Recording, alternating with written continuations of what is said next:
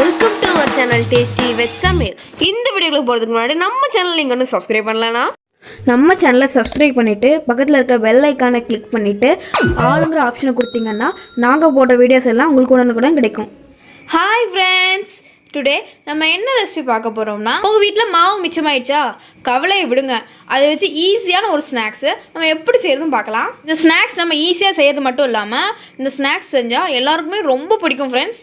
நம்ம main ingredient 1 cup dosa மாவு, 1/2 cup அரிசி மாவு, ஒரு பல்லாரி பார்த்தீங்கன்னா இந்த மாதிரி பொடிசு நாங்கள் கட் பண்ணியிருக்கோம். பல்லாரிக்கு பதிலாக நீங்கள் பொடி வெங்காயம் போட்டாலும் அது செம்ம டேஸ்ட்டில் இருக்கும். ஸோ அதனால் 1 கத்து பொடி வெங்காயமும் நீங்கள் உரிச்சு போட்டுக்கலாம். உரிச்சிட்டு இந்த மாதிரி குட்டி குட்டியாக நீங்கள் நறுக்கிக்கணும். கொஞ்சமாக கருவேப்பிலை, அப்புறம் 2 பச்சை மிளகாவை இந்த மாதிரி குட்டி குட்டியாக கட் பண்ணிக்கோங்க. அப்புறம் 5-6 மிளகாய் இந்த மாதிரி தட்டி போட்டிருக்கோம். ஸோ இந்த தோசை மாவில் பார்த்தீங்கன்னா நீங்கள் தண்ணி எதுவும் ஊற்றிடக்கூடாது. அரைச்சி வச்ச மாவை அப்படியே நம்ம எடுத்து வந்திருக்கோம். ஸோ ஒரு பவுலில் அதை ட்ரான்ஸ்ஃபர் பண்ணிக்கலாம். ஸோ 1/2 கப் அரிசி மாவை ஆட் பண்ணிக்கலாம். இது கூட கருவேப்பிலை, பச்சை மிளகாய், மிளகு எல்லாத்தையும் இப்போ நம்ம ஆட் பண்ணிக்கலாம். இப்போ நம்ம தேவையான அளவு உப்பு ஆட் பண்ணிக்கலாம். எதுக்காட்டி ஆட் பண்ணுறோம்னா, அரிசி மாவுக்கும் வெங்காயம் பச்சை மிளகாய் ஆட் பண்ணிக்கோம்ல, அதுக்கு மட்டும் தான் நம்ம ஆட் பண்ணியிருக்கோம். ஏன்னா மாவில் ஆல்ரெடி உப்பு இருக்கும். அதனால் அதுக்கு அரிசி மாவுக்கு அந்த பச்சை மிளகாய் எல்லாத்துக்கும் சேர்த்து நம்ம உப்பு ஆட் பண்ணியிருக்கோம்.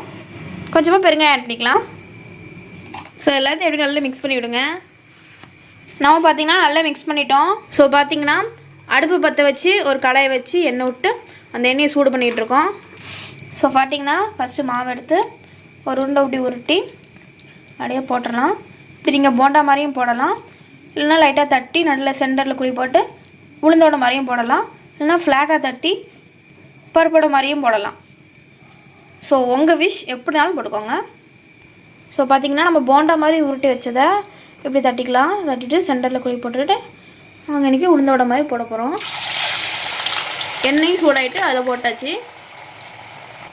ஸோ நெக்ஸ்ட்டு வரையும் தட்டிட்டு சென்டரில் ஓட்டை போட்டுட்டு போட்டுடலாம். ஸோ பார்த்தீங்கன்னா 1 சைடு வெந்துடுச்சு. நெக்ஸ்ட் சைடு திருப்பி போட்டுக்கலாம். ஸோ பார்த்தீங்கன்னா 2வது சைடுமே வெந்துடுச்சு. 2 சைடுமே சூப்பராக நம்ம வடை வெந்துடுச்சு. ஸோ பார்த்தீங்கன்னா இப்போ நம்ம போண்டா மாதிரி போட போகிறோம். இதை அது அப்படியே உருட்டினதை அப்படியே நெழுதிக்கு போட்டிருக்கோம்.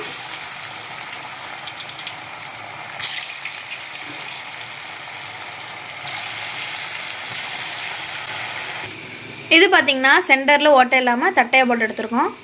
1 சைடு வெந்துடுச்சு. நெக்ஸ்ட் சைடு நம்ம திருப்பி போட்டுக்கலாம். ஸோ பார்த்திங்கன்னா 2 சைடு வெந்துடுச்சு. நம்ம அடுப்பு ஆஃப் பண்ணிக்கலாம். போண்டாவும் ரெடி ஆகிடுச்சு.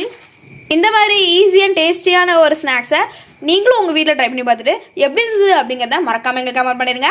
இந்த வீடியோ உங்களுக்கு பிடிச்சிச்சுன்னா லைக் பண்ணுங்கள், உங்கள் ஃப்ரெண்ட்ஸுக்கு ஷேர் பண்ணுங்கள், நம்ம சேனலை சப்ஸ்கிரைப் பண்ணிட்டு பதில் பெல் ஐக்கானை கிளிக் பண்ணாதீங்க. நான் உங்களை நெக்ஸ்ட் வீடியோவில் சந்திக்கிறேன். பாய்.